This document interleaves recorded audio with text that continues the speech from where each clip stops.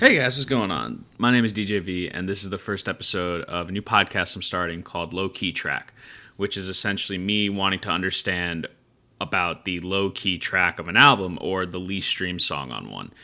The curiosity for this simply just came from the fact that I'm a big music person. I love music. It is very near and dear to me. It is probably my favorite thing about life, and I wanted to utilize this as a way to kind of understand my own thoughts about how I analyze the music that I listen to, and put a little bit of a spin on something that we may not necessarily think about, which is why does it have the least amount of streams, right? Because maybe you're thinking of this and maybe you're like me and you want to just like go through like the streams and you want to understand like, oh, why are certain things tracking, this kind of curiosity.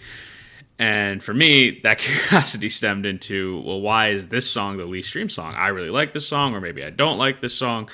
Regardless, that's how I was approaching this. So the album that I want to talk about in this first episode is Brat from Charli XCX. I thoroughly enjoy this album. I love it. My favorite tracks on it are 360, as well as Von Dutch. I also like Club Classics as well. Just really, really catchy pop tracks. I'm not the biggest pop music fan. I grew up listening to a lot of hip hop and R&B, so something like Brat is totally out of my wheelhouse. But some friends who are big Charli XCX fans recommended the album to me and was like, "You're gonna really enjoy this, especially as you're trying to open your mindset up when it comes to different types of music." So I gave the album a listen, and they were right. I really, really enjoyed it. It's super catchy. Lots of fun like club sounds coming from this one. And I saw the whole movement online. Like I was on social media, on TikTok, on Instagram, and I see Brat everywhere. And I was curious as to like, okay, what is the least streamed song on this album? And I saw it, and it was I Think About It All the Time, which has about 25 million streams on just Spotify. That's just what I'm using because that's how I listen to music. Spotify supremacy. And I was like, why is that the case? So I will admit my most played track on the album is the most streamed song on the album, 360. That intro is just so fire. I love it. And it's just a really, really good pop song in my opinion. Definitely a lot better than other songs I've been hearing. And like from pop music, and it hits every time. Like I'll sing it in the shower, and it's one of those like just fun tracks. But again, kind of going back to it, I Think About It All the Time. That's the least streamed song of the album, and I was trying to understand why that may be. So I listened to the album a few times, just kind of gauging every song, trying to understand, the messages behind all of her lyrics, some of the production choices. And the first thing that kind of came to my mind with I Think About It All the Time compared to some of the other tracks on the album is that it feels like the least developed. So what I mean by that is you hear all the other songs have this like TikTok ready like chorus or maybe like a very memorable verse, and it's just immediately ready to just go. Like if you're out drinking, if you're out doing drugs on a night out and you're hitting the dance floor, that these tracks are ready for that. Like Apple is a very clear example of this, seeing that TikTok trend, seeing the dance that came from it, everybody doing it. 360 has that same like catchy meme potential, and so does like Von Dutch, Club Classics, pretty much all of those songs. That are like the super popular ones on the album. So I Think About It All the Time is honestly kind of the opposite of that because it's not as super developed. It feels like something that you would make in a music production software as you're like starting out as a producer, and that's like your first, like you've put in the work after like 6 months, 8 months, and now that's like your first beat, and it's like a completed song. So that's a testament to you as a producer, that you've managed to just complete a song and create this beat, and that is what it sounds like. So like it's a level 1 pop beat, and I'm trying to like understand like, oh, okay, why this was chosen as a song on the album. And I think I kind of get it just within the context of it all, because there are points in the album where she's kind of going from this pop persona, which is what drives the album, and then there's times where she's going and being more and more vulnerable with herself. So like Sympathy is a Knife, I Might Say Something Stupid, Girl So Confusing. Like these are sort of like lower key tracks, and also more vulnerable tracks, especially something like I Might Say Something Stupid, because it thoroughly captures her mindset on the album.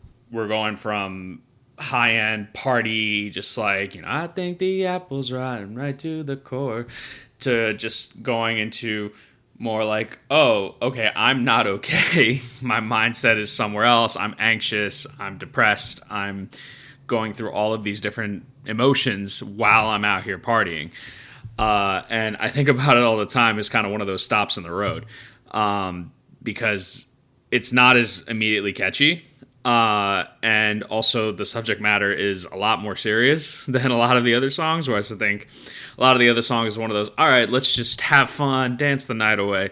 And this is more, oh, I might want to have kids, and I feel like I might be getting to that point where it might not be possible. The song itself is great. I enjoy it. I enjoyed like the mature subject matter of the song, and I enjoy the way that it's portrayed. For those that haven't listened, it's basically about her visiting a friend, and the friend has had a kid recently. And as they're talking, you know, hanging out, like Charli clearly sees that the friend has changed up her mindset on things because of the kid. And I've heard this, you know, before from friends of mine that have had kids, and just kind of, you know, just through talking, like, you know, with my peers, that if once you have a kid, it changes you fundamentally. Like everything suddenly gets rewired, and it is more about, I'm going to do everything I can. If you're, you know, a good person and not a shit person, I'm going to do everything I can to ensure this kid has the best life possible. And it suddenly just doesn't become as much about yourself. And yeah, it just doesn't become a lot about yourself, and it becomes about them. So I think Charli's kind of reflecting this in the song, because she's been saying like, oh yeah, I'll go, you know, back and forth with talking with my husband about this. And she feels like she has so much more life left in her. She's, I believe, early 30s, I think like 32-ish. And I know that that's starting to get up there in that age, especially for women, where there's like a biological clock associated with this. And as she gets older, it becomes more and more high risk to have kids. So I completely see where she's coming from with the song, because that's definitely a big thing. It's like, where is my life going? Am I happy on this trajectory, or do I want to bring a child into this? Like, is this what I want for my life? And I think that's something that a lot of people go through, especially in this day and age, because, you know, there's lots of people that are very much focused on, yes, I want to have a family, I want to settle down, I want to have kids and have this life. And then there are people that are more and more going towards not having kids just because, well, the state of the world, and they realize that there's more to life than having kids. And that's not a crack on anyone who decides to have kids, because ultimately you do you. Your life is your life, and everyone should be respectful of the choices you make as long as they're not hurting anybody. So I completely see where Charli's coming from with this. The other thing I think leads to the fact that it's not as successful as some of the other songs in the album, just, again, no TikTok trends. So there's not much you can do here in terms of like, like with the hands down and everything. And when I actually went on TikTok and like looked at like what this song produced in terms of content, I pretty much got what I was expecting, which was like, oh, when you go from a super popular, catchy song to a song that hurts my soul. And that, to me, shows the divide in perhaps Charli XCX's fan base, in that she's got definitely a lot of younger fans that are just thinking about like partying, having fun, living their best life. And then she probably has older fans as well that could resonate with this song a little bit better because they're probably at that point where it's like, okay, do I want to have kids or do I not? So I really like the inclusion of this song on the album because it definitely shows the vulnerability that I think is absent in a lot of pop music, because pop music is, I think, inherently that. It's inherently about escapism. It's inherently about going into a completely different realm for yourself. And it's not necessarily thinking about super serious things. And I totally get it. Like, I listen to a lot more. I think my music taste has definitely shifted. Personally, it's definitely gotten more into I'm valuing certain things over other things. And then I have friends who really enjoy Pitbull.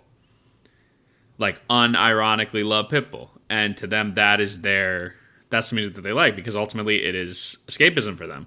And Pitbull has fun tracks and things like that, and so does Charli. Charli, I would say, a little bit more so in the more artistic department compared to Pitbull, but I think the inherent ethos of that is that they're both really, really fun pop artists, and they make very fun pop music. Whereas I think I'm gravitating more towards, like, for example, I was listening to Intervisions from Stevie Wonder. That's been a repeat listen for me recently, as well as Black Messiah, D'Angelo and the Vanguard. That's kind of my mindset at the moment. But getting back on track, talking more about Charli XCX, that is where I'm at in terms of why I think this is the low-key track. You have the fact that it's just like less produced than some of the other songs in the album, and the fact that it's just like a heavier subject matter with her not thinking about having kids versus not having kids, and it just doesn't have any TikTok trends. So yeah, that's all the reasons why I think low-key track, or rather I think about it all the time, is the low-key track of the album. If this is your favorite song, that's awesome, because I think the whole point that I wanted to go with this podcast is create different ways for you to express yourself through the music that you listen to, because music is one of the precious gifts that we have in this life. So thank you guys for listening to the first episode. This is available wherever you get your podcasts. You can follow me on social media at lowkeytrack, and I also DJ at the fake DJV. So go over there, see some DJ mixes I made, get those links, and then also follow the social media for this, again, at lowkeytrack. And I'll be posting more episodes talking about different albums. So thanks for listening, and until next time, continue to embrace your inner Brat.